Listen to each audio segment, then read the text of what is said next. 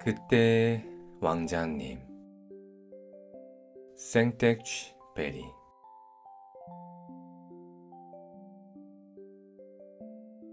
레옹 베르트에게. 어린이 여러분, 용서해 주세요. 저는 이 책을 한 사람의 어른에게 바칩니다. 하지만 거기엔 분명한 이유가 있습니다. 그 어른은 저의 세상에서 제일 친한 친구입니다. 게다가 그 사람은 무엇이든지 아는 사람이라서 어린이를 위한 책마저도 이해할 수 있습니다. 게다가 그 사람은 지금 프랑스에서 추위와 배고픔에 고통스러워하고 있습니다. 그 사람의 마음을 지탱해 줄 필요가 있습니다. 아직도 더 변명이 필요하다면 이 사람도 전에는 어린이였기 때문에 저는 그 어린이에게 이 책을 바치기로 합니다. 어른은 누구든지 원래 어른이었잖아요. 그러면 나의 헌사를 이렇게 고치겠습니다. 귀여운 소년이었을 적에 레옹 베르트에게.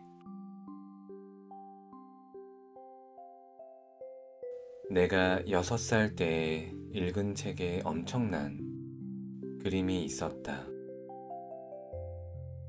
전부 사실인 이야기라는 이름의 처녀림에 대해 쓰여 있던 책이었는데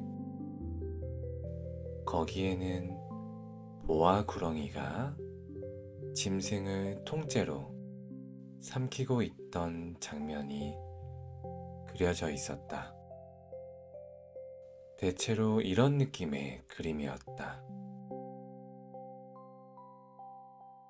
그 책에는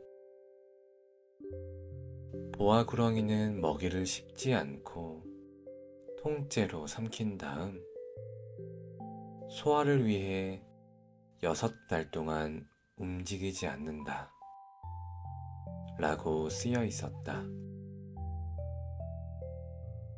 거기에서 나는 정글에서는 이런 일도 일어나지 않을까 하고 기대하는 마음에 이런저런 생각을 해보았다. 그리고는 색연필로 내 나름대로의 첫 그림을 그려보았다. 작품 번호 1. 그 그림은 이러했다. 나는 이 걸작을 어른들에게 보여주며 무섭지 않냐고 물어보았다. 하지만 모두들 왜 모자가 무서우니? 라고 말한다. 이 그림은 모자 따위가 아니었다. 보아 구렁이 코끼리를 뱃속에서 소화시키고 있는 그림이었다. 그래서 나는 보아 구렁이의 뱃속을 그려 어른들이 쉽게 알아보도록 했다. 어른들은 언제나 확실히 해두어야 한다.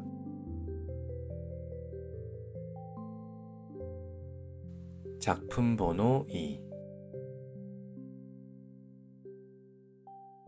작품 번호 2는 이러했다.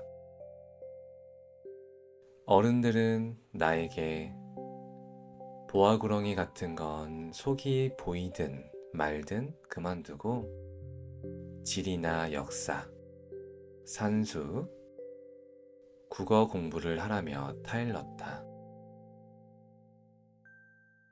그러한 이유로 나는 6살에 그림쟁이에 대한 꿈을 포기했다.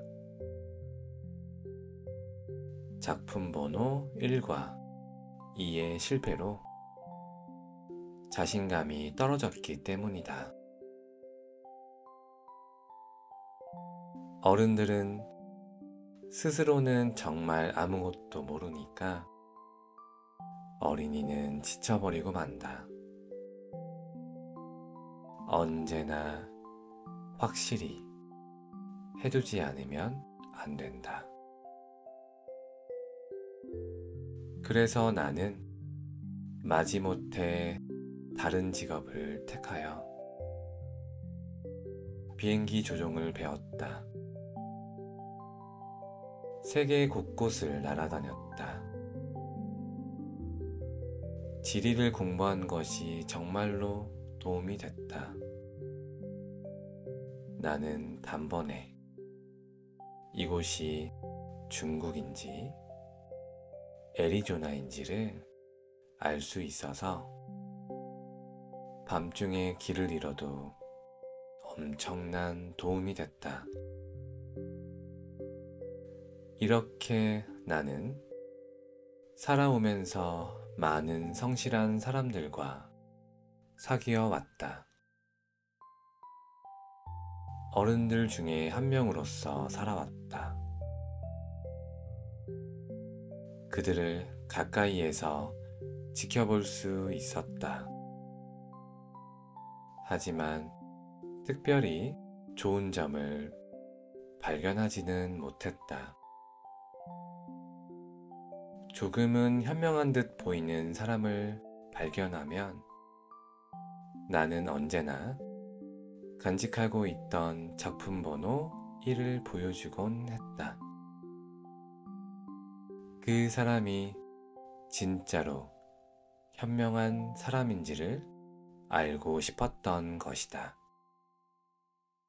하지만 되돌아오는 답은 모자로군 하고 정해져 있어서 그런 사람에게는 보아구렁이나 처녀림에 대한 이야기는 말하지 않는다. 별에 대한 것도 말하지 않는다. 상대방에 맞게 트럼프나 골프, 정치나 넥타이 같은 것을 말한다. 그렇게 하면 어른들은 사리분별이 밝은 사람을 알게 된 것처럼 매우 기뻐 보였다. 그때까지 나는 언제나 누구와도 마음을 터놓을 수 없는 상태의 외톨이였다. 6년 전 비행기가 이상해져서 사하라 사막에서 내렸다. 엔진의 어딘가가 고장나 있었다. 나에겐 정비사나 승객도 없었기 때문에 고치는 것은 어렵지만 전부 혼자서 어떻게든 해보기로 했다. 거기에 내 목숨이 달려버린 것이다.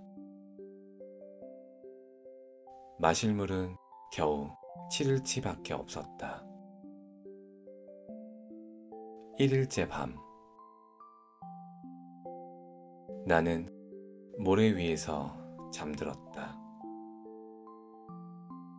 사람들이 사는 곳과 아득히 떨어진 곳이었다. 바다 한가운데서 뗏목으로 헤매고 있는 사람보다도 훨씬 외톨이.